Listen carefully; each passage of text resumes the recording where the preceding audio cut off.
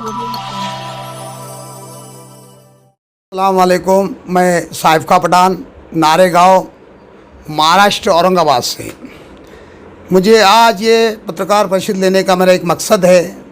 जो आज हमारे देश के अंदर जो हालात चल रहे हैं, कशमकश चल रही है, तो मैं भी कहीं सोचा हूँ कि भाई आज देश के माहौल के ऊपर कुछ बात किया जाए और कुछ नेताओं की बात सामने लाया जाए। आज गरीब जनता को ये चीज़ हमें भुगतना पड़ रही है। हालात बिगड़ते चले जा रहे हैं, हमारे देश की छवि खराब होती चल रही है। तो इस बुनियाद पर मैंने कहा कि पत्रकार परिषद एक ले लो और जनता के सामने मैं बात रखूं, जनता की भी कुछ बात समझ में आए।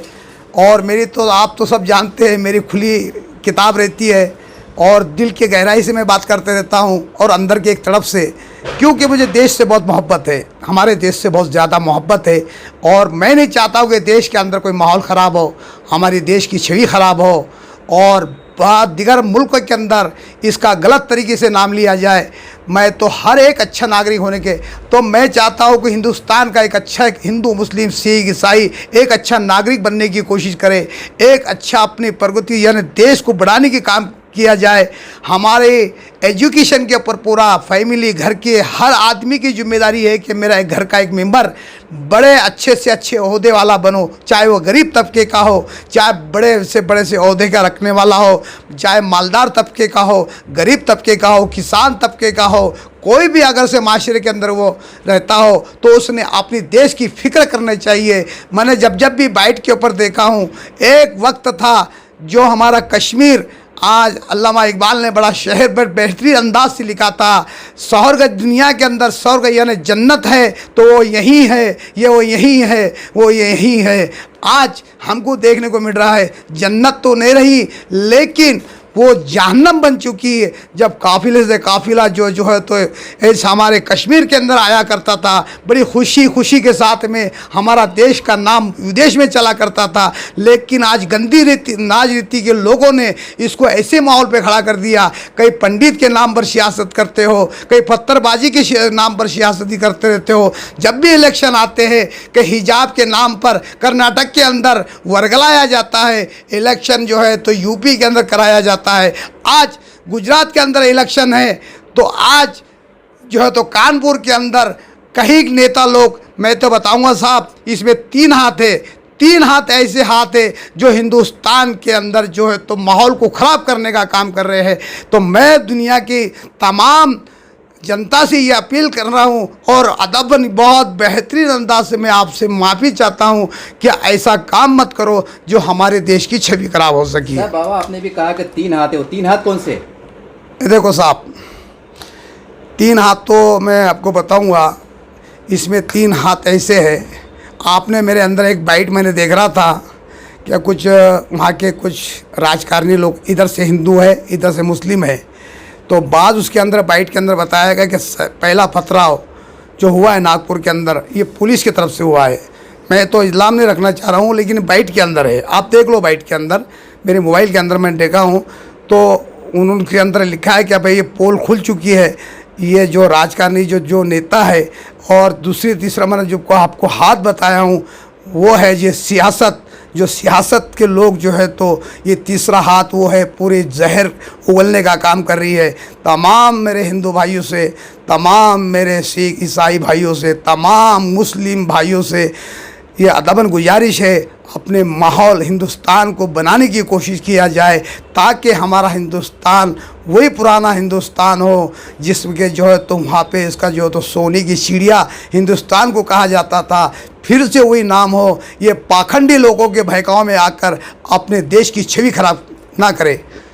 बाबा, अब जैसा अभी आपने कहा, लेकिन आज बीजेपी की जानिब से और तमाम हिंदू संगठन की जानिब से ये मुसलमानों पे आरोप लग रहे हैं खुल के कि जब आप कहते हैं कि हम शांति अमन वाले लोग हैं, इस्लाम शांति का संदेश देता है, तो कश्मीर में फिर पंडितों को चुन कर क्यों मारा जा रहा है, ऐसा उनका कहना है। अब थोड़ा बहुत मीडिया में भी आ रहा है। देखो साहब, मैंने बोला ये सियासत है, ये सबसे घटिया जो राजकरण कर रही है वो बीजेपी आरएसएस जो मुसलमानों को बदनाम करने का काम जो कर रही है, विश्व प्रसिद्ध हिंदू, बजरंग दल, आरएसएस और बीजेपी, ये नहीं चाहते कि हमारा हिंदुस्तान कि जो नाम रोशन हो, ये तो इनको सिर्फ सियासत करना है, उनको देश से कोई मतलब नहीं है, इनको देश से कोई मतलब नहीं है। वो हिटलरशाही उस ज़माने के अंदर अंग्रेज़ों ने 200 साल हुकूमत की, लेकिन अंग्रेज़ों ने भी हिंदू मुस्लिम के यहाँ पे जो है तो माहौल को नहीं बनाया। उन्होंने अपने दम पर यहाँ पे हिंदुस्तान के ऊपर 200 बरस तक हुकूमत की। और एक इतिहास गवाह है अंसारी साहब, एक इतिहास गवाह है। मैं मुसलमानों को भी कह रहा हूँ, तमाम मुसलमानों को, तमाम यानी फ़िरका परस्ती, यानी आज तुम बटे हुए हो, जो फ़िरक़ों के अंदर हम बट रहे हो कि एक हो जाओ, ये मत बयान दो। हर आदमी ये कहेगा कि देखो हम मुसलमान हैं और हमारे मज़हब के ऊपर जब भी आ जाएंगी हम लब्बैक बोलेंगे, हम मज़हब को बचाने के लिए हमारी गर्दन भी कटा देंगे, और कुछ और ऐसी नौबत आती हम उसके लिए भी हम तैयार रहेंगे। लेकिन हम हमारे नबी के ऊपर जब भी आज होंगी तो फ़ौरन दुनिया के मुसलमानों से मैं एक कदबन गुजारिश कर रहा हूँ, एक प्लेट जब भी हमारे मज़हब के ऊपर आज आ जाए, हमारे मज़हब के ऊपर आज आ जाए, हमारे देश के ऊपर आज आ जाए, एक हो जाओ। हम जो है तो बुलंद की आवाज़ के अंदर इसकी जो है तो लब्बैक कर कर एक साथ में जो है तो रोड पर उतर जाए। हर पुलिस स्टेशन, हर स्टेट, हर तालुका, हर खेड़े के अंदर ऐसे लोगों के जो है तो कंप्लेंट दायर किया, इनके एफआईआर इनके ऊपर किया जाए। अब मैं बता रहा हूँ मुसलमानों, 13 हिजरा की स्थिति ले लो, सन 1300 हिजरी, 1% मुसलमान थे, 1%। 5 अरब के ऊपर हुकूमत आपने की है, कई सालों तक, 800 बरस तक आपकी हुकूमत रही। 1% आज तुम 40% है। अपने आप को पहचानो, हमारी औकात को पहचानो, हमारी हकीकत को पहचानो। आज तुम्हारे अंदर इत्तेहाद रहेगा, इत्तेफाक रहेंगी, गीबत, बुग़्ज़, कीने से, हसद से बचोगे तो तुम ही सर बुलंद रहोगे, तुम ही कामयाबी रहोगे। फिर से तुम्हारी हुकूमत दुनिया के ऊपर वर्गलाएंगी, तुम ही कामयाब रहोगे। शर्त एक है, तुम जो है तो हसद, बुग़्ज़, कीना, जलन जो दिल के अंदर कुड़न होती है कि वो फलाना ही आमका है, देखो बढ़ो। हर आदमी चाहता है कि मैं बढ़ने की कोशिश करूँ, नेकियां करने का काम। आज हम देखते हैं जमातों के अंदर मसाइल होती है, हर आदमी अपनी नेकी बढ़ाने का काम करता है। ऐसे दुनिया के एतबार से भी जो है तो अच्छा ही काम करने के लिए, एकता के लिए आगे बढ़ चढ़ कर काम कर दो। वो तो अल्लाह के हाथ में, किसको कौन सी बुलंदी भी पहुंचाना है, किसको कहाँ पहुंचाना है, ये अल्लाह के हाथ में। तुम मेहनत करते रहो, हक़ की मेहनत करते हो, अल्लाह ज़रूर आपको कामयाब करेगा। Thank you sir, 1 number. लेकिन आप देख रहे हैं नूपुर शर्मा जो, जिन्होंने हुजूर के सामने गुस्ताखी की, तो बीजेपी ने कड़क कार्रवाई करके उनको बरतरफ किया, उनको पार्टी से निकाल दिया। और अब बीजेपी की तरफ से बयान आ रहा है कि उन्होंने माफ़ी भी मांग ली, खेद व्यक्त किया। तो अब मुसलमानों को चाहिए कि वो मामले को अब ख़त्म कर दे। इसके ऊपर आप क्या बोलिए? बीजेपी पाखंडी जो आज जो पाखंडापन करती रहती है, बीजेपी के अंदर जो पाखंडापन है, मैं खुलेआम बोल रहा हूँ, खुलेआम बोल रहा हूँ, ये दुनिया को भी दिख रहा है और हर आदमी जानता है बीजेपी के अंदर कुट कुट कर जो है तो पाखंडापन भरा हुआ है। दिखावा कुछ करती है, ज़ाहिर में कुछ है, बातिन में कुछ है। अंदर इसके जो अंदर जो जहर भरा हुआ है, ये कुट कुट कर भरा हुआ है। साहब, एक मुसलमान किसी धर्म के बारे में, एक मुसलमान आप देख लो, मैं मुसलमान की मैं फेवर में बात नहीं कर रहा हूँ, मैं तो हर जाति धर्म की बात करूँगा और हर जाति धर्म से मुझे मोहब्बत और प्यार है। हिंदू भी हमारे भाई है, देश के है, हम चाहते हैं कि भाई हमारे भाई हिंदू हम सब मिलकर चले, नाम करें। लेकिन ये जो बीजेपी, आरएसएस, हिंदू परिषद जो है, बजरंग दल, ये जो काम कर रही है देश को जो बर्बाद करने का, आज मुसलमान एक अल्फाज भी उससे निकल देता है कि अब हिंदू धर्म के बारे में कोई भी बात अल्फाज निकलता है तो कहे तो इसको माफ़ी नहीं है, इसको डायरेक्ट फांसी की सज़ा दो। चर्चे के अंदर हज़ारों लाखों लोग रोड पे उतर जाते हैं, पत्थरबाजी के अंदर शुरू कर देते हैं, यानी दंगा फिसाद करने के फ़राक में रहते हैं।